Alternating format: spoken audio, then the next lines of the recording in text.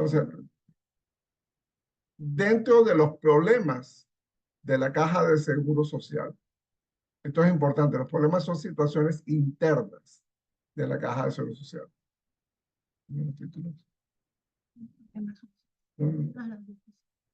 Ok. Este es importante, el primero, y lo recalco, es la duplicidad de los servicios de salud. Costa Rica tiene el Instituto Costarricense de Seguridad Social y ellos dan salud universal en Costa Rica, porque el Ministerio de Salud de Costa Rica no tiene hospitales. Es la Caja de Seguro Social de Costa Rica. Igual pasa pues, en otros países del mundo, igual pasa en Reino Unido, igual pasa en España, etcétera. En Canadá tiene un excelente sistema de salud, pero no hay duplicidad. Panamá hay duplicidad porque eso fue un accidente por el diseño que hubo. Entonces, esta duplicidad hay que eliminarla.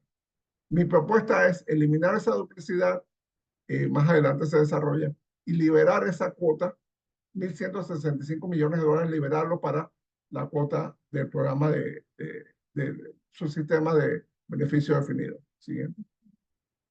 Entonces, se estima que el déficit actuarial, el déficit que tienen las pensiones del programa de estos sistemas de beneficio definido, puede alcanzar hasta 74.000 millones de dólares de aquí al 2050, o más o menos unos años más, unos años menos. 74.000 millones de dólares. Si no hacemos nada, la carga, la imposición sobre las generaciones futuras va a ser brutal. Entonces tenemos una responsabilidad con nuestras generaciones actuales y con las generaciones futuras. Entonces, un problema terrible de la Caja de Seguro Social es una organización mal administrada, tiene débil gobernanza. La junta directiva es patológica. La junta directiva se dedica a la microgerencia.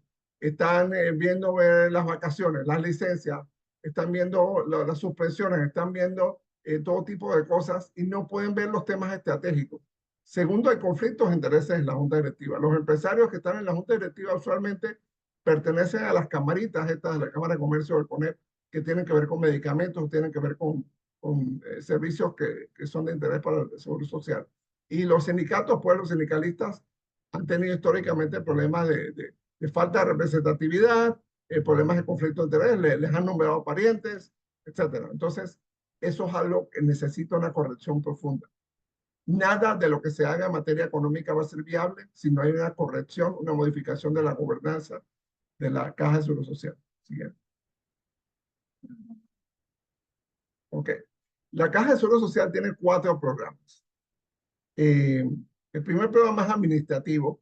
Ese programa lo pagamos todos los panameños y panameñas con nuestros impuestos. Ese programa, entre comillas, no tiene problemas financieros. Lo que tiene es un problema de exceso de burocracia, clientelismo y demás. Okay. Segundo programa es el programa de riesgos profesionales. Este es actualmente el único programa que está en superávit. Afortunadamente, todavía este programa está en superávit, por lo tanto, no vamos a tratar del mismo. Ok. Luego tenemos el programa de enfermedad y maternidad. Este programa estaba en superávit. Este es el programa que atiende la salud de los asegurados y los beneficiarios, más o menos 70% de la población. Y estaba en superávit hasta el año 2022, porque en el año 2023 entró la ciudad de la salud y el programa de enfermedad y maternidad quedó en déficit. Y está en un déficit horrible. Eso también hay que atenderlo. Y el cuarto programa es el programa de invalidez, vejez y muerte, las pensiones. Ese programa tiene 2 subsistemas. El subsistema de beneficio definido, que ese existe desde 1941, y luego está el subsistema mixto de cuentas individuales. ¿Por qué se llama mixto de cuentas individuales? Porque 66%, 2/3 de este programa son cuentas individuales, son ahorros individuales, aunque si va a cualquiera de los pensiones, de los cotizantes, va a una oficina de Seguro Social, dice, ¿cuánto tengo ahorrado? No te lo pueden decir. Y el otro tercio del programa es solidario, pero es solidario para ellos, para este grupo de cotizantes. ¿Por qué? Es solidario para garantizarles ahí una pensión mínima. Si solo fuera de cuentas individuales, ellos pudieran estar obteniendo una pensión entre 25, 28, quizás 30% de su último salario. Eso significa que una persona que cotizó sobre un salario de $1,000 puede estar recibiendo una pensión de 250 a $280. Con la parte solidaria se les garantiza un mínimo de $300 por los primeros $500 de salario, van a recibir $300 de pensión, y sobre los siguientes, todo lo que esté arriba de $500 van a ser cuentas individuales. Así que pongamos el ejemplo, una persona que gana $1,000, cotiza sobre $1,000, los primeros $500 le van a producir una pensión de 300 y los siguientes $500 le pueden producir una pensión de 125, $150, etc. Así que su pensión total sería de 425 hasta $450. Así que ese programa eventualmente vamos a tener que meterle mano porque, por ejemplo, en Chile se daba la injusticia de que un doctor que ganaba $2,000 al mes cotizó a su programa de cuentas individuales, cuando se jubiló recibía 160, $180 al mes. Entonces, en todos los países donde existen cuentas individuales, acá en América Latina, han tenido que meter fondos del Estado para complementarlos. Siguiente. Ok. Sobre el programa de enfermedad y maternidad, sencillo, existe un esquema, una propuesta, que es la unificación del programa de enfermedad y maternidad.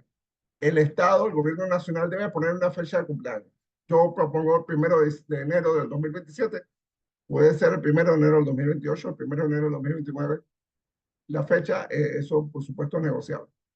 En esa fecha, ese día, se van a unir los dos sistemas de salud y van a quedar a cargo del Ministerio de Salud. Van a quedar a cargo financieramente del Estado. ¿Ok?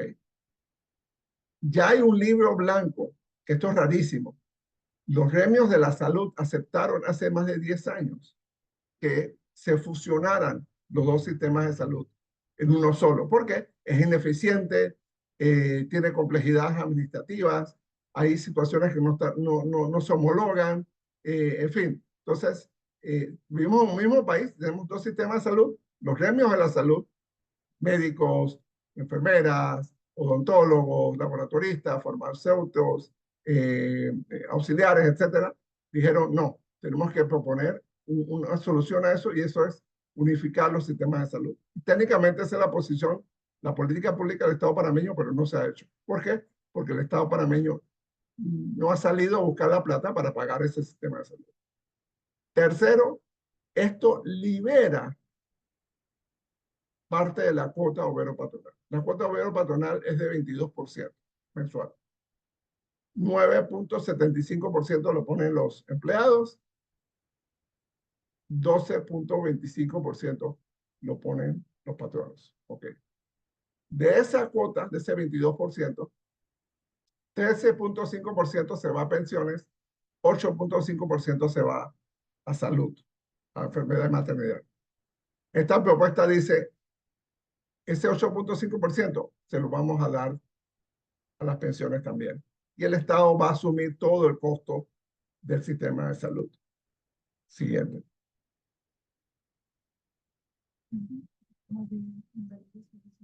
Ok.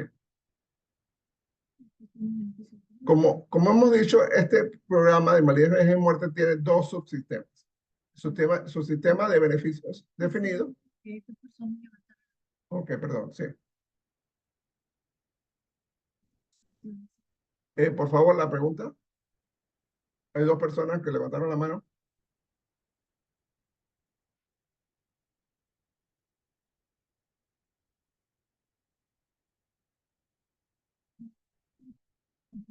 Ok, bien.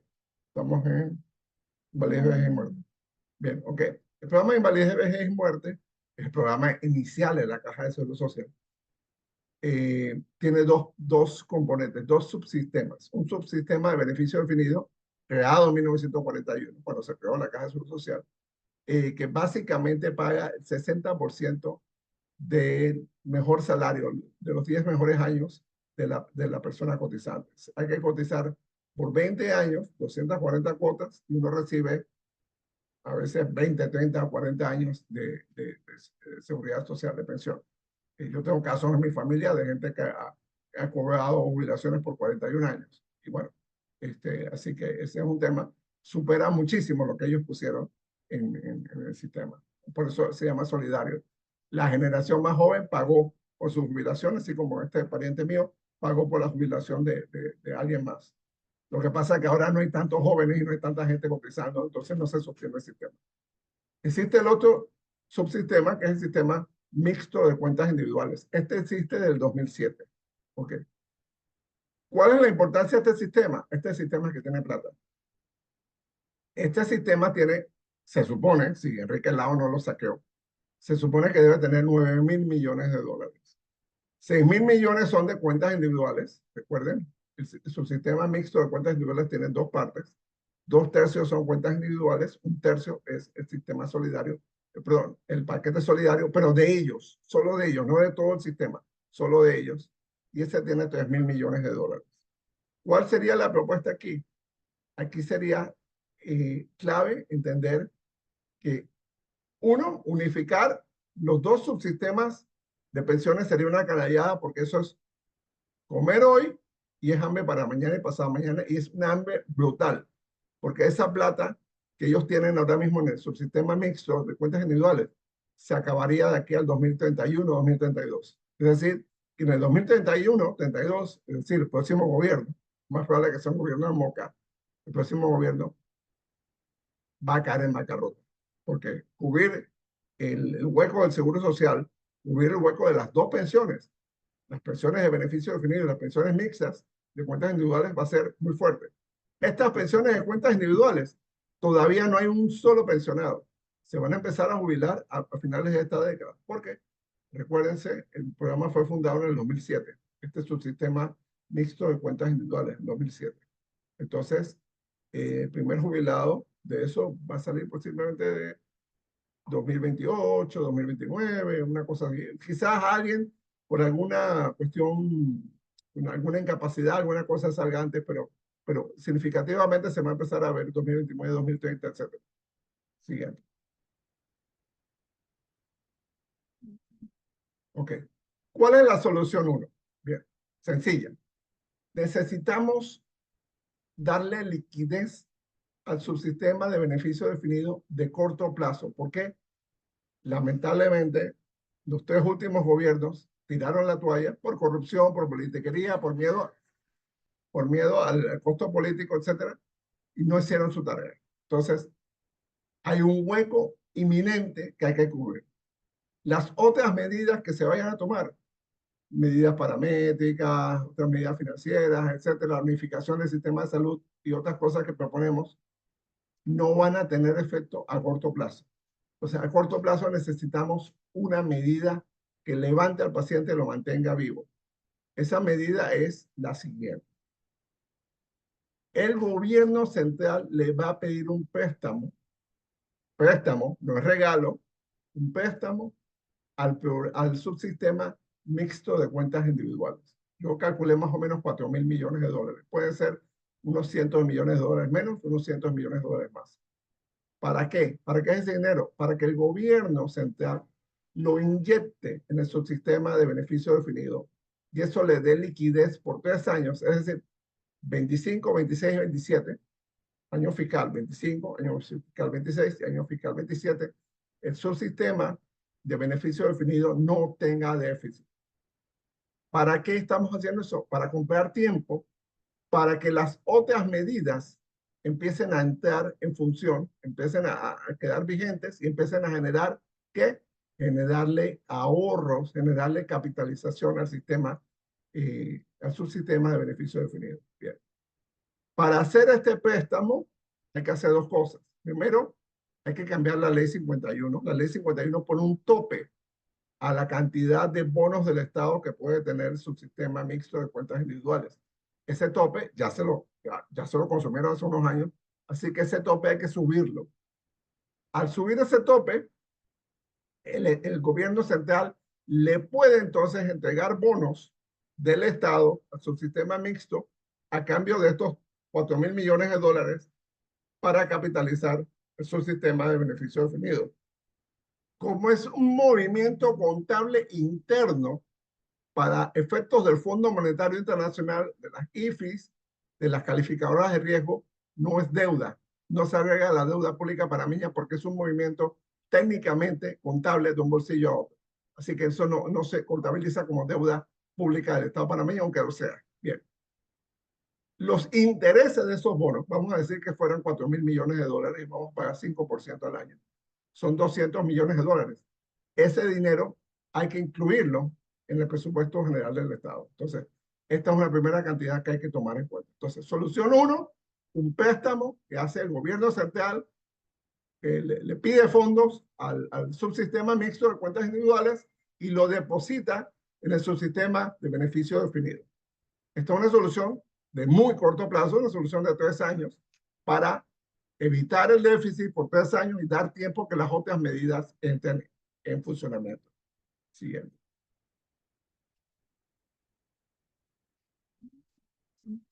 La solución 2 es la integración de los sistemas de salud. ¿Por qué?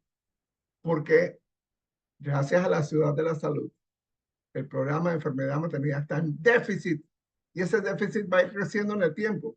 Entonces, el Seguro Social técnicamente va a ser como un paciente que está sufriendo un infarto al miocardio masivo y tiene hemorragia por todas partes, en fin.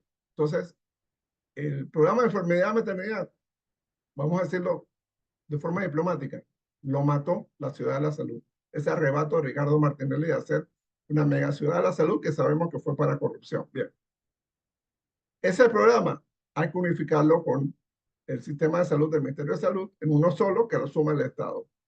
Eso va a liberar 8.5% de la cuota de obrero patronal, que es igual, cifras del 2022, que fueron las que usé para este documento. Según esas cifras, 1.165 millones de dólares. Para darles una idea, el déficit estimado para el año 2025 del subsistema de beneficio definido es de 1.060 millones de dólares. Solo esta medida, si lo hubiéramos hecho ya, solo esta medida pagaría ese déficit. Ok. Pero unificar los sistemas de salud empieza con la fecha de cumpleaños. Hay que obligar, y ustedes en la Asamblea Nacional pueden hacerlo, establecer dentro de la ley que haga este cambio, establecer que periódicamente el ministro de Salud y el director de la Caja de Seguro Social, cada 2 meses, por ejemplo, van a ir a la Asamblea Nacional y van a decir cómo está la unificación. ¿Para qué? Para evitar la sinvergüencería, el chanchullo, que se aparecen un mes antes de la fecha de unificación y dicen, ay, no lo vamos a poder hacer. En cambio, si ellos saben que cada 2 meses tienen que ir a la Asamblea Nacional a presentar su informe, van a ver qué hacen, porque dicen, la próxima vez me va a mirar Pérez Barbón y me va a mirar mal y me va a decir alguna cosa, entonces yo quiero cumplir. O Cedeño me va a pedir cuentas, o Grace Hernández me va a pedir cuentas, entonces más vale que yo cumpla porque me van a pegar exhibida no vista. Entonces, ese movimiento, esa obligatoriedad de que estos 2 altos funcionarios vayan a la Asamblea Nacional a presentar sus informes periódicos de la unificación, es un mecanismo para acelerar esa unificación y un mecanismo que aparece. Y tercero, hay que establecer que el Ministerio de Salud haga un estudio prospectivo de las necesidades de salud de la población panameña. Aquí estamos como si fuera una piñata, pegándole lo que sea. Entonces, no sabemos, uno, de qué se están enfermando los panameños, mucho menos sabemos por qué. Y no tenemos suficientes médicos especialistas. Para que ustedes tomen en cuenta algo, un médico especialista me dijo a mí hace unas semanas lo siguiente. La mayoría de los especialistas que fueron a estudiar en la época de Torrijos, en la época de los militares, se están jubilando esta década o la década que viene.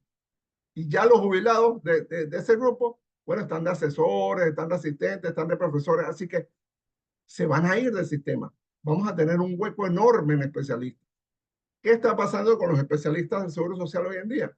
Bueno, somos cardiólogos. Entonces, el país necesita 60 cardiólogos. A mí como cardiólogo no me interesa que el país tenga 60 nuevos cardiólogos. ¿Por qué? Porque son competencias para mí. Yo salgo del Seguro Social, esperemos que a las 3 de la tarde, y yo me voy a tener una clínica privada. Si hay 60 cardiólogos más, me van a tumbar el negocio. Entonces, ¿qué deciden esos cardiólogos del Seguro Social? Dicen, no, vamos a becar a 4. Entonces, estos cardiólogos nuevos van a ser hijos de doctores para mantenerlo en la familia. Y el otro de pronto es el hijo de un político o de un alto funcionario de la Caja de Seguro Social o de alguien con mucha influencia. Y mandaron a estudiar 4 cardiólogos. Cuando regresan al país, ¿qué quieren? No quieren ir al interior.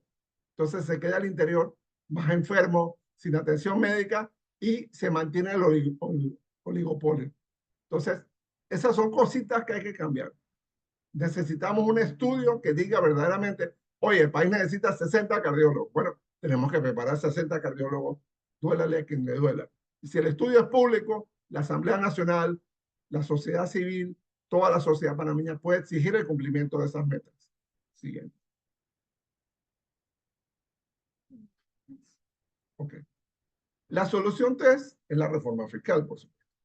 Bien, ya hablamos de que se tienen que usar medidas paramétricas, ya hablamos del préstamo, del subsistema mixto de cuentas individuales al subsistema de beneficio definido, y hablamos de la unificación del sistema de salud y los recursos que eso libera al programa de beneficio definido. Bien, con todo y eso no alcanza.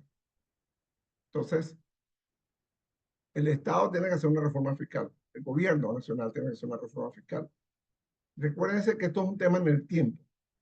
El déficit será de 1.060 millones de dólares estimados para el próximo año, pero será de 7.500 millones en el año 2050. De 1.060 en el 2025 a 7.500 millones 25 años más tarde. Entonces, tenemos que pensar en las generaciones futuras de panameños y panameñas. Si el Estado panameño tiene que dedicarse únicamente a pagar el déficit del seguro social, no va a haber plata aquí ni para carreteras, ni para agua, ni para internet, ni para educación, ni para investigación científica, ni para nada. El Estado va a ser simplemente un recolector de fondos para pagar un déficit actuarial del seguro social. Entonces tenemos que ayudar a que la posición fiscal, el déficit futuro, sea mucho menor. Entonces, cuando uno piensa en impuestos, hay muchas cosas que se pueden hacer para mejorar los ingresos del Estado. Uno es hacer lo que hizo el ministro Chapman, reducir los gastos y bueno, esperar que eso empiece eventualmente a mejorar los ingresos del Estado.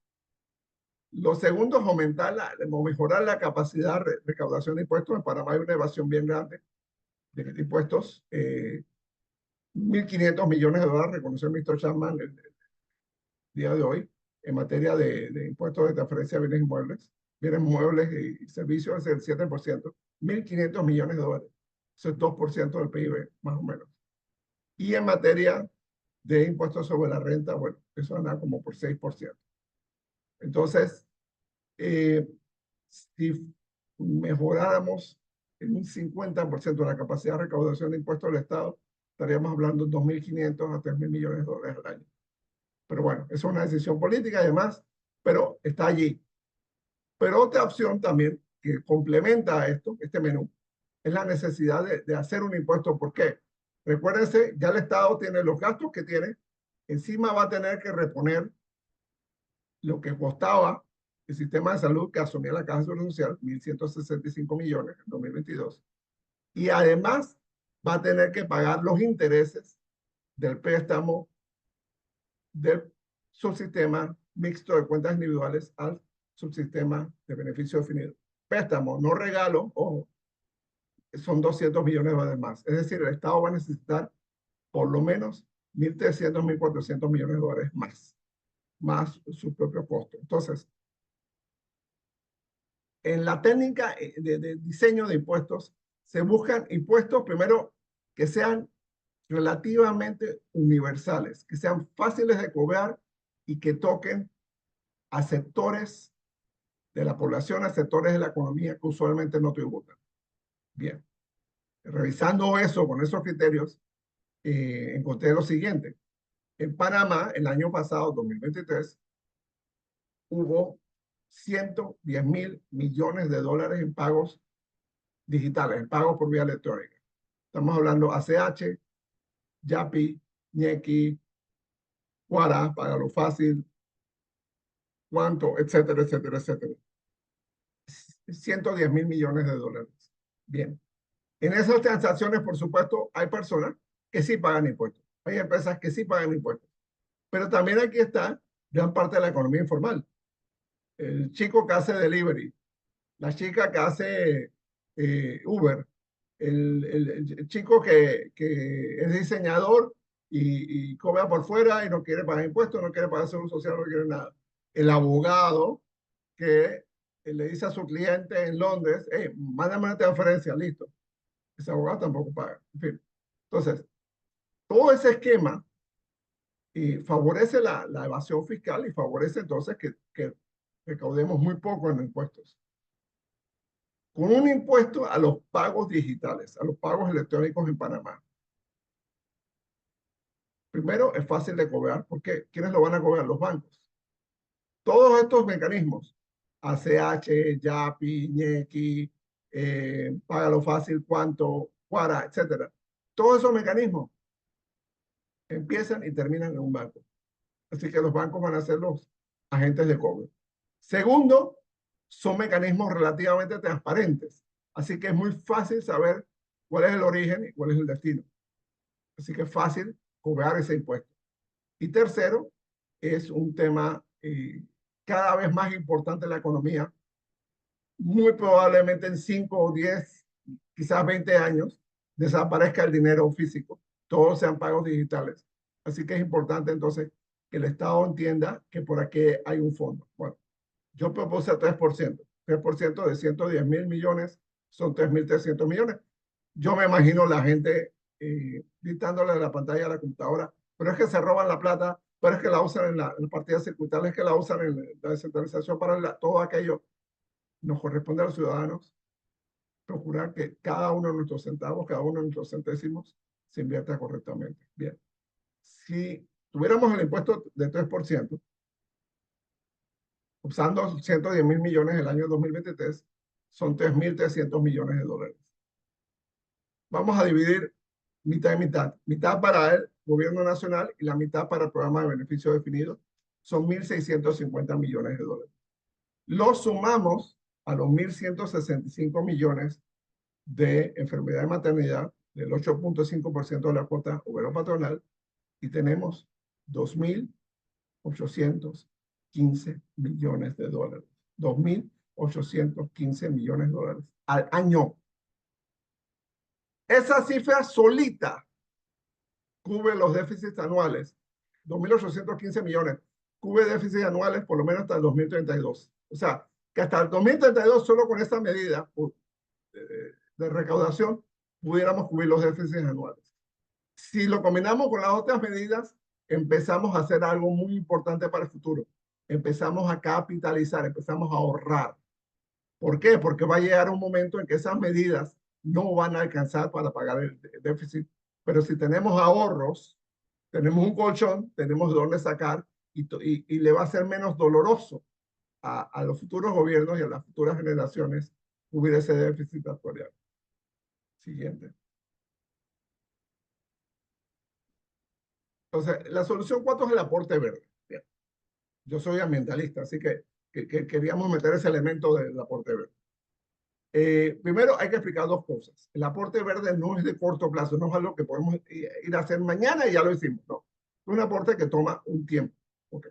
En este caso son bonos de carbono, créditos de carbono.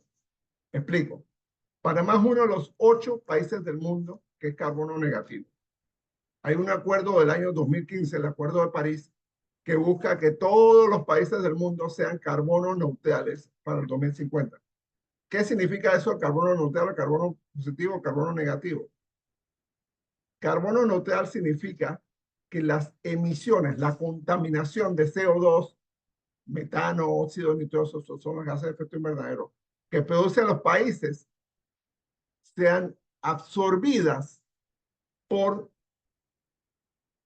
sus bosques, por los paneles solares, por los autos eléctricos, por los buses eléctricos, por las plantas de biogás, por las plantas de hidrógeno verde, por las plantas de metanol verde, por una serie de medidas. Es decir, yo produjo 100, pero yo absorbo 100, entonces mi economía es carbono neutral. Esa es la meta para el 2050. Bueno, como Dios no quiere tanto, Yo siempre digo que Dios es cédula 4 o cédula 7, una cosa así. Eh, Panamá es carbono negativo. Eso significa que los bosques de Panamá, los manglares de Panamá, los humedales de Panamá, los arrecifes de Panamá, los pastos marinos de Panamá, absorben muchos más gases de efecto invernadero que lo que emite la economía panameña. Ojo, hay que poner un asterisco aquí. El dato inicial de esto eran datos del 2017. En el 2019 se volvió a medir esto y Panamá seguía siendo carbono negativo, pero se había reducido el colchón. Y con esa tendencia, Panamá perdía la carbono negatividad en el 2025 y a partir del 2026 pasaba a ser carbono positivo. ¿Por qué? Porque un solo usuario tenía una planta de carbono en Panamá. Una planta que generaba 300 megavatios de energía en base a carbón. Ese usuario es la mina de Minera Panamá. Como la mina se cerró, la carbono negatividad de Panamá se extendió. El cálculo era, en el año 2019, la planta esa de carbón estaba funcionando como una cuarta parte, una tercera parte de su capacidad. Y Panamá se redujo dramáticamente su carbono negatividad. El estimado era que para el 2025, según los planes de la mina, la planta de carbón iba a estar funcionando a toda su capacidad y eso se comía una sola planta de carbón para una sola empresa. Se comía la carbono negatividad de Panamá. Y el pueblo panameño salió en el 2023 y paró ese proyecto y espero que el gobierno actual entienda ese mensaje. Si nosotros arrancamos esa mina de nuevo, que sea abrir para cerrar, muy probablemente vamos a perder la carbono negatividad. Ahora mismo en América Latina hay 5 países, México, Colombia, Chile, Argentina y Uruguay, que tienen impuestos al carbono. Bueno, si nosotros pasamos a ser carbono positivos, vamos a tener que poner impuestos al carbono. Eso significa más costo de la vida, más protesta, más inflación, más de todo. Entonces, ¿qué es lo que estamos tratando de evitar? Bien. Tenemos una ventaja competitiva. Ok, ay, qué bueno, somos carbono negativo, qué bueno, maravilloso. Ok, ¿cómo comemos de eso? Bien, podemos comer de eso. Una oferta importante del gobierno de Cortizo, una oferta de un grupo de asiáticos que quería comprar los créditos de carbono del Parque Nacional Chávez. ¿Por qué? Porque los países asiáticos son exportadores a Europa, sobre todo los europeos son muy estrictos en esto. Y las exportaciones de lo que sea producen contaminación. Entonces los europeos le están diciendo, bueno, si tú me vas a vender a mis llantas, esa llanta tiene que ser carbono neutral. ¿Por qué? Porque si la llanta no es carbono neutral, esa emisión es mía, esa contaminación pasa a ser mía. Y la empresa en Europa, el taxi, el carro particular, la camioneta de reparto que compra esa llanta, tiene que meter esa contaminación, la tiene que meter en su propia contabilidad. Entonces están diciendo, no me metas más carbono en Europa, lo que me vendas tiene que ser carbono neutral. Hay muy pocas cosas en el mundo que los países asiáticos pueden vender que es carbono neutral. Así que lo que buscan es compensar ese carbono. Y una de las ideas que surgía, bueno, vamos a comprarle a Panamá, como Panamá es carbono negativo, vamos a comprarle a Panamá unos créditos de carbono. ¿Qué pasó en el gobierno Cortizo? Bueno, hay varias situaciones que se dan, pero uno de los temas que menciono en la presentación es que cuando usted entra en el mercado de carbono, a esos niveles, en las grandes ligas, usted como país asume grandes obligaciones ambientales. Reforestar, agua limpia, aire limpio y medidas energéticas. Por ejemplo, no podemos abrir la planta de carbón de la mina. Entonces, como había tanto interés por la mina, el tema este fue apartado. Había otros temas ahí técnicos que tenemos que entender. Si hacemos esto, lo podemos hacer, tenemos que reforestar, tenemos que meterle duro a los techos solares que Ricardo Lomana propuso. Tenemos que meterle duro al saneamiento de Cerro Patacón, tenemos que meterle duro a otras fuentes de contaminación en Panamá. ¿Por qué? Porque imagínese que usted tuviera 100 sacos de naranja y usted vende 20. Resulta ser que Usted tiene una empresa de jugos naranjas en su país y esa empresa necesita esos 20 también. Usted lo vendió porque sacaba más dinero vendiéndolos afuera que produciéndolos localmente. Bueno, pero tienes que compensarlo. Entonces, si vendemos ese carbono, esos bonos de carbono fuera de Panamá, tenemos que compensarlo en el tiempo. ¿Ok? ¿Cómo lo compensamos? Sembramos más árboles, cambiamos autos eléctricos, quitamos temas de contaminación como Cerro Patacón, ponemos más paneles solares, etcétera, etcétera, etcétera. Todo es factible, requiere políticas públicas muy importantes, pero esto es muy posible. Esta no es una medida de corto plazo, esta es una medida que toma sus años. Pero ahí podemos decir, yo puse una cifra, 15.000 millones de dólares. Si nos ofrecen 5.000 por el Parque Nacional Chagres, bueno, decimos, vamos a meter el Parque Internacional de la Amistad, vamos a meter el Bosque Nacional Protector de Palo Seco, que está en Bocas del Toro, y bueno, pedimos 15.000 millones y ponemos eso en el subsistema de beneficio definido para fortalecer ese colchón. Con todas estas medidas, obviamente, medidas de ahorro, las medidas paramétricas, etcétera, esto debería empujar al subsistema de beneficio definido en aguas seguras hasta entrada la década del 2040, cuando la nueva generación de políticas públicas gobernantes tendrá que ver pues cómo enfrentar eso, pero con mucho menos dolor, con mucho menos peso, con mucho menos gasto económico que lo que pudiera hacer ahora mismo. Bueno, gracias.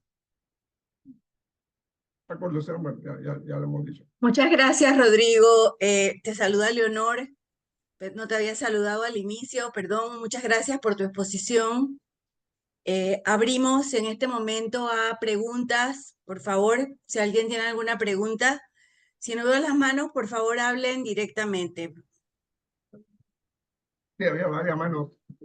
Había varias manos, ok, yo no las estoy viendo aquí, así que adelante, prefiero que hable quien lo tenga bien.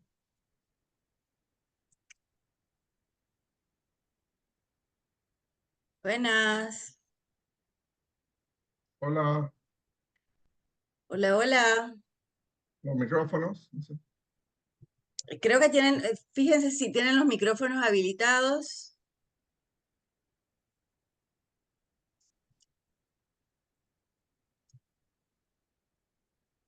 Estoy tratando de ver a todos los... Si alguien ve una mano que yo no veo, por favor me lo O dicen. quizás Ángel Leonor, dile que te lo escriban ahí en el chat de la O pantalla. también, sí. Que te la escriban ahí la pregunta. De pronto les da pena o alguna cosa. No creo que les dé pena. La gente ha estado participando bastante.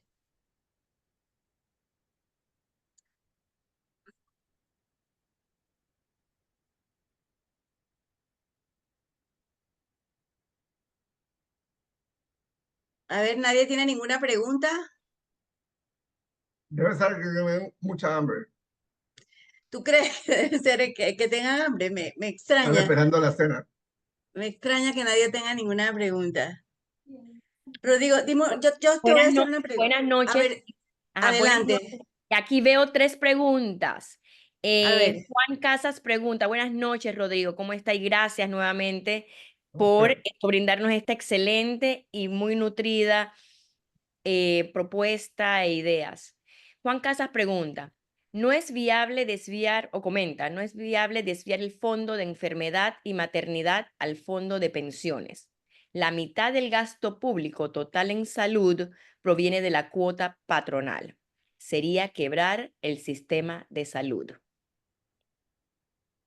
Ok.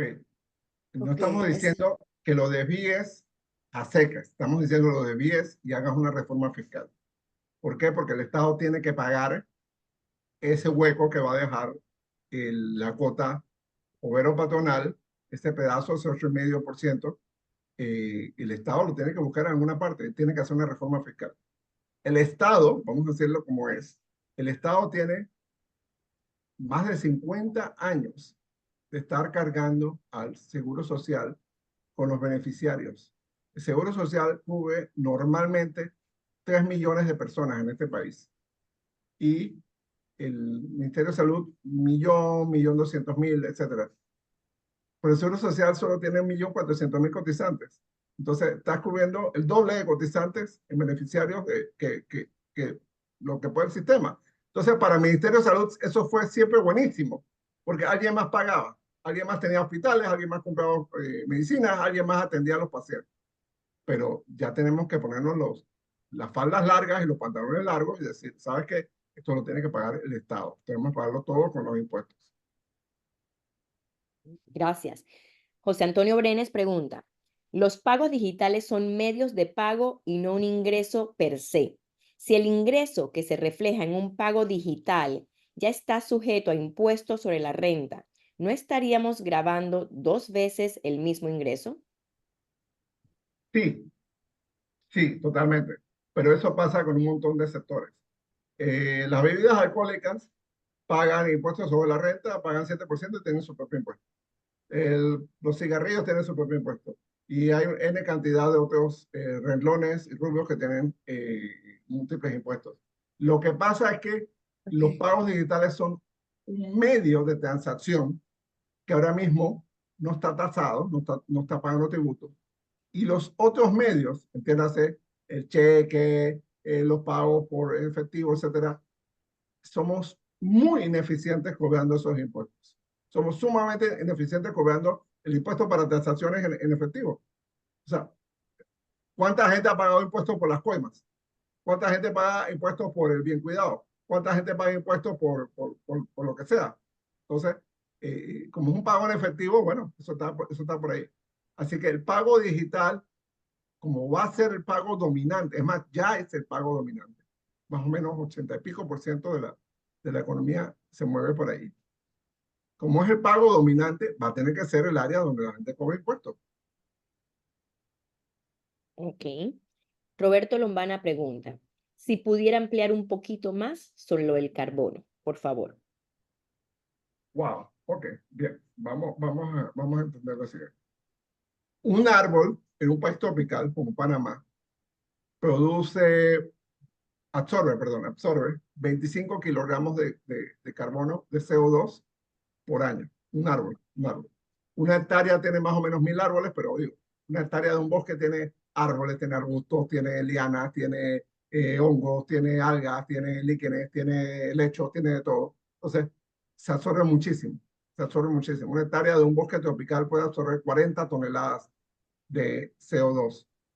40 toneladas, ¿ok? Bien. Siéntense, pónganse el cinturón de seguridad. Una hectárea de un arrecife de coral absorbe 26 veces más CO2 que una hectárea de bosque. Panamá tiene 1.600 kilómetros cuadrados de arrecifes de coral. Eso es otra provincia de Darién. Otra provincia de Darién. Entonces, básicamente son los humedales de Panamá, es decir, los manglares, los arrecifes de coral, los pastos marinos, son los que se echaron encima absorber el CO2 en este país. Entonces, son los bosques más valiosos que hay. Los manglares son los bosques más valiosos que hay. Los arrecifes de coral son los ecosistemas más valiosos que hay para nosotros. Entonces, eso absorbe tanto CO2 prácticamente, los arrecifes de coral, por dar un ejemplo, como si tuviéramos otra provincia de Darién totalmente cubierta de bosque. Ahora mismo la provincia de Darién no está totalmente cubierta de bosque. Bien. ¿Cómo se sabe eso? ¿Cómo se mide eso? Eso se mide por satélite. Desde los satélites toman fotos de todo el territorio panameño y esas fotos se analizan por computadora. Ajá, esta parte pelada, toda blanca, toda gris, eso es cemento. Ok, esta parte toda sucia, eso es basura. Ah, esta parte toda chocolate, no, eso es tierra, ellos están ahí, dicen no, alguna excavación. Ah, esta parte toda verde. Ah, mira, esos son arbustos de café. Ah, mira, esta parte toda verde. Ah, mira, esos son, están sembrando cacao. Ah, mira, esta parte toda verde. Ah, eso es un bosque de manglar. Ah, mira, esta parte toda verde, esto es un parque nacional. Entonces, por telemetría, por esas mediciones satelitales, se midió por primera vez cuánta vegetación de verdad tenía Panamá. ¿Okay? Y por vegetación, ahí se incluyen bosques, arbustos, redaderas, rastros, un montón de cosas. Todo eso suma. Y por supuesto los arrecifes de coral, por supuesto los pastos marinos y demás, que todavía nos falta afinar el lápiz allí. Bien, ya eso se le dio un valor. Valor sumamente conservador. Aquí se trabaja con cifras sumamente conservadoras. Ese valor fue en el año 2019 más o menos 19.4 millones de toneladas de CO2. ¿Ok? Eso es lo que absorbe todos los ecosistemas panameños. Muy posiblemente, yo he hablado con científicos que me han dicho, absorbe más, pero el Estado panameño tiene que hacer investigación en ciencia y tecnología. ¿Por qué?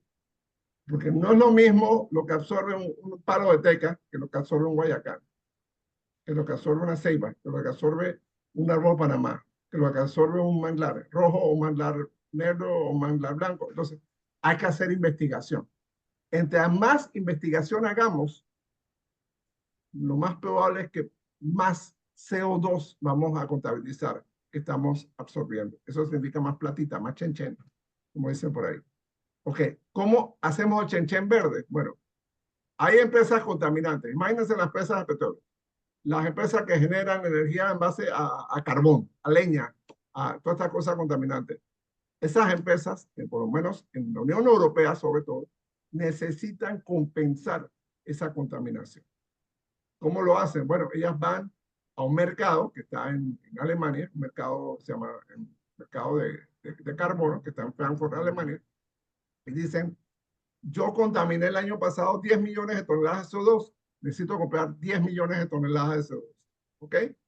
¿Dónde las van a comprar? No me importa, yo las compro en ese mercado listo. Pero a veces ese mercado, como es un mercado que está justito, es decir, lo que se vende es casi siempre lo que se va a comprar, punto. Nadie viene y dice, hey, aquí te tiro 100.000 títulos de carbono para ver qué se vende. No, nadie hace eso. Eso está muy medido, muy planificado. Entonces, muchas veces las empresas que quieren entrar a Europa o que quieren que lo que venden en Europa deje de ser tan contaminante, se quedan por fuera de ese mercado porque no planificaron o no estaban listas para la regulación. Entonces tienen que ir a otros países o a otros mercados a buscar CO2, a buscar créditos de carbono. Entonces, este grupo de Singapur, a mí me lo contó esto, me lo contó un funcionario muy serio del gobierno pasado. Vino este grupo de Singapur y dijo, nosotros queremos el CO2 que absorbe el Parque Nacional Chagres. ¿Por qué el Parque Nacional Chagres? Parque Nacional Chagres protege el río Chagres, que es un río mundialmente conocido, el Canal de Panamá. Segundo, es un parque sumamente bien delimitado, está sumamente bien estudiado, un parque de importancia mundial, porque es el parque que le da agua al Canal de Panamá. Entonces, ellos se hicieron los cálculos, aquí están las fotos satelitales, esto produce 5.000 millones de dólares en créditos de carbono. Vamos a comprarlo. Entonces, el gobierno medio que lo pensaron y luego se quedaron menos, pero si vendemos eso, significa que no podemos hacer la mina. No. La mina va, olvídense de eso. Entonces, ¿por qué? Porque las contraprestaciones que te pone la comunidad internacional es, tú tienes que sembrar más árboles, tienes que reducir tus fuentes de contaminación, tú tienes que limpiar tu país. Entonces, no podemos estar abriendo plantas de carbón. No podemos estar abriendo plantas de carbón porque destruimos lo que supuestamente estamos protegiendo. Si estamos vendiendo nuestros créditos de carbono, es porque estamos limpiando la atmósfera.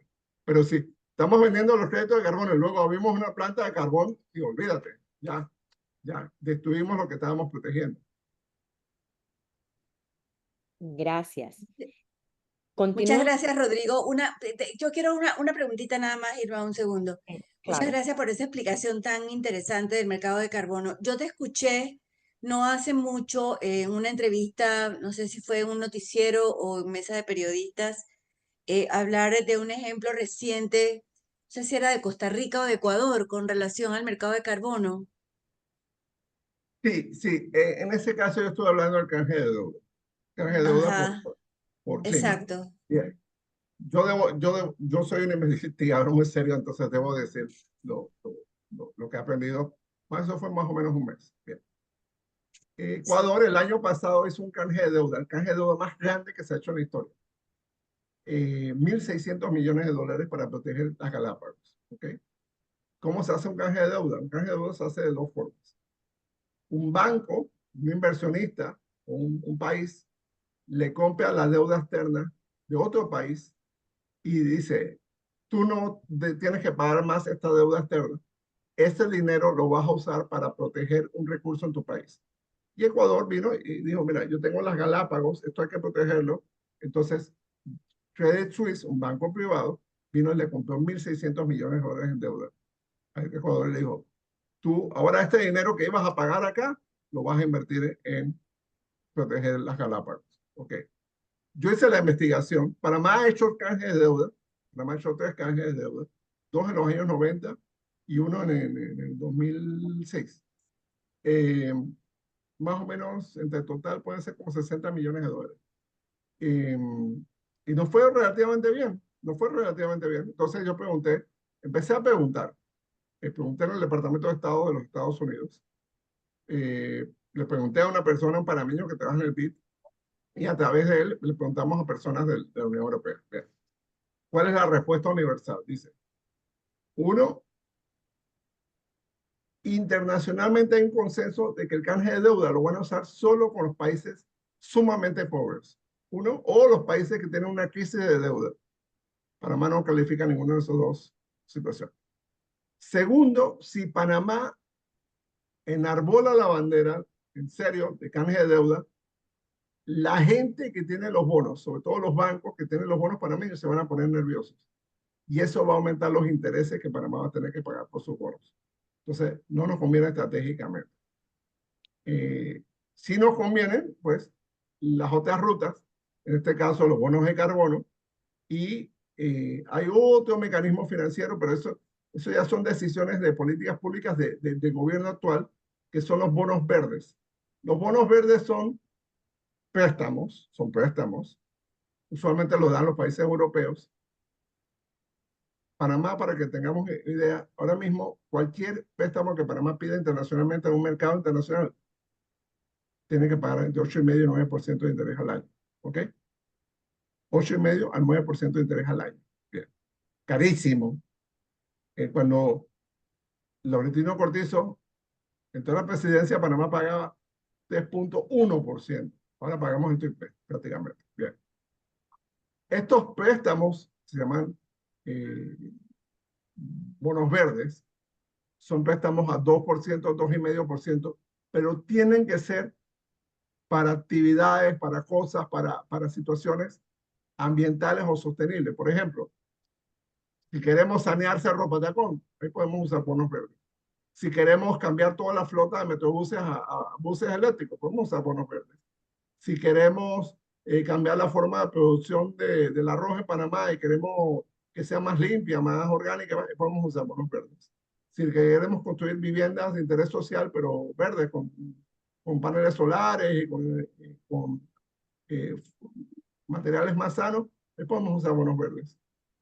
Si queremos hacer algo marino costero o una planta potabilizadora marginal, podemos usar un bono azul. Es lo mismo que el bono verde, pero solo para temas de agua, temas marino costeros o temas de agua. Y se pagan pocos intereses y se tienen términos más favorables. Pero eso sí son deuda. Eso sí agregan a la deuda. Y lo que hemos querido en esta presentación es evitar más deuda para el gobierno panameño como tal. Obviamente en algún momento si hay que usarlo, pero entonces buscar los mecanismos como los bonos verdes o los bonos azules, pues que son menos costosos. Gracias, Rodrigo. Irma, no sé si había otro comentario. Sí, una más continuando esto, José Brenes, pero los impuestos al cigarrillo, alcohol, etcétera, son impuestos al consumo. No es lo mismo gravar el ingreso que el consumo. ¿Cómo puedes evitar la doble tributación que de por sí es inconstitucional? Bueno, hay doble tributación. Las utilidades pagan doble tributación, por ejemplo. Hay una cantidad de situaciones que pagan doble tributación en este país. En Colombia, en México, en Argentina, en España, en muchas partes de Europa, los cheques, por ejemplo, en Colombia, le ponían unas estampillas, o sea, pagaban un impuesto de cheques. ¿Okay? En Europa es común el impuesto de tarjetas de crédito, de transacciones de tarjetas de crédito. No, pero es que esto ya paga, estoy pagando la cuenta de la luz, no importa. Por el medio de pago, usted está usando eso.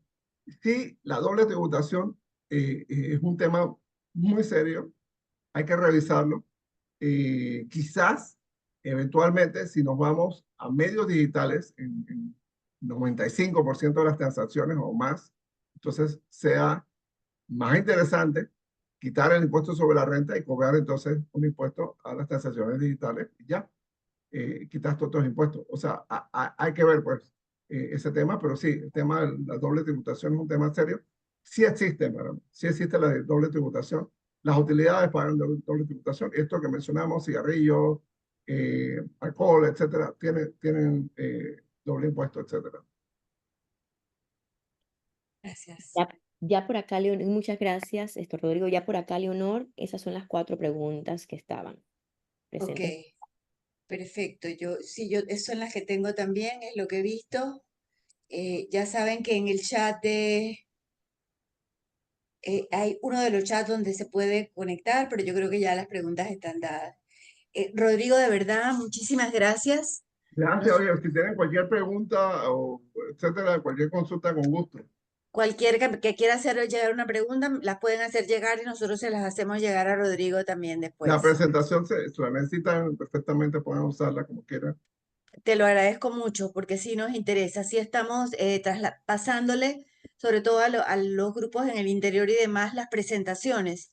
Entonces, si tú nos lo permites, si queremos Totalmente, compartir tu totalmente, presentación. totalmente, totalmente. Perfecto. Bueno, muchísimas gracias, Rodrigo. Gracias por tu tiempo. Y de verdad que ha sido muy ilustrativo. Siempre nos gusta tener ideas nuevas sobre este debate tan relevante y tan importante que está teniendo el país. Claro que sí. Gracias. Hasta luego, Gracias. Hasta entonces. pronto. Chao. Hasta luego. Chao. Chao.